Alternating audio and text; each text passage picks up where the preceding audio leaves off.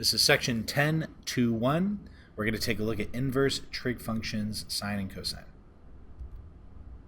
So we're going to evaluate the inverse trig functions for sine and cosine. Now, inverse trig functions, remember in the beginning we said the statement that the sine of an angle equals a ratio. The inverse, like arc cosine, this is the same as cosine inverse. Like you can say the same thing. But arc cosine, they're inverses, so your input and your output switch. So I could say arc sine of a ratio equals an angle. So two main things here. The sine inverse and arc sine and sine, they're inverses of each other, so they cancel out. And the second thing is when we translate our graph, because remember our sine graph goes like this. Well, if I were to switch the inputs and outputs, right, remember your x and your y values, if you switch them, what ends up happening is your graph then does something like this.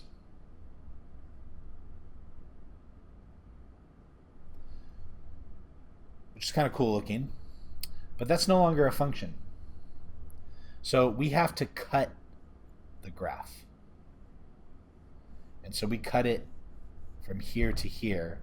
And so now between this is negative pi and this is positive pi halves, so negative pi halves and positive pi halves, this right here is now a function because it passes the vertical line test. And so that's where you're going to get your output or your range to be from negative pi halves to positive pi halves. And likewise, the same thing happens for cosine. The range is going to be 0 to pi. So your domain is negative 1 to positive 1. Your range is going to be 0 to pi. And we kind of have to memorize that for a part of our answers. So let's kind of go through it. So it says arc cosine of 1/2. It's saying, remember, this is arc, so therefore this is my ratio, and I know it's going to equal an angle. So I'm looking for an angle. So it's basically saying what angle gives me the sine or cosine ratio of 1/2. So if we think of our unit circle, it's 1/2 here at 60 degrees. So we know that it's going to be 1/2 radical 3 over 2. And then we also know it's going to be down here that's going to be 300 degrees. And I can do this in radians, so I can say pi thirds and 5 pi thirds. But for cosine, your range has to be between 0 and pi. So my answer can only be between 0 and pi, and so therefore it's only pi thirds.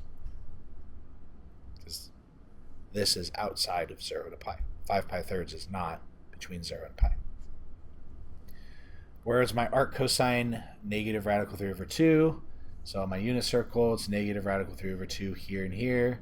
So that's 3 pi fourths and 5 pi fourths.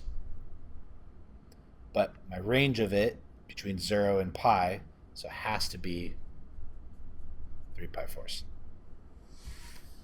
Now arc cosine and cosine, these are inverses of each other. And so because they're inverses of each other, they cancel out. And so I'm going to be left with pi over 6.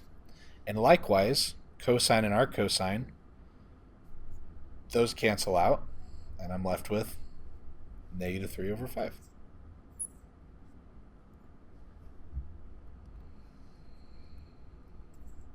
Now, if I need to take that same statement and write it as an algebraic expression, we have to kind of do a little bit of doodle with our angle. So this is cosine. Now remember, this represents an angle. So if I just said 2 theta, I know that this is going to be a double angle identity. Just immediately, boom, I see that 2 in front. I know that this is going to be a double angle identity. So I can draw, here's theta, and sine is going to be opposite over hypotenuse. So that means the sine of theta equals x.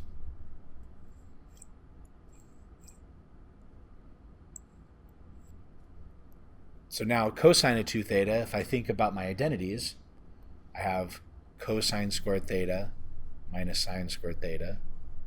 I have 1 minus 2 sine squared theta. And I have 2 cosine squared theta minus 1.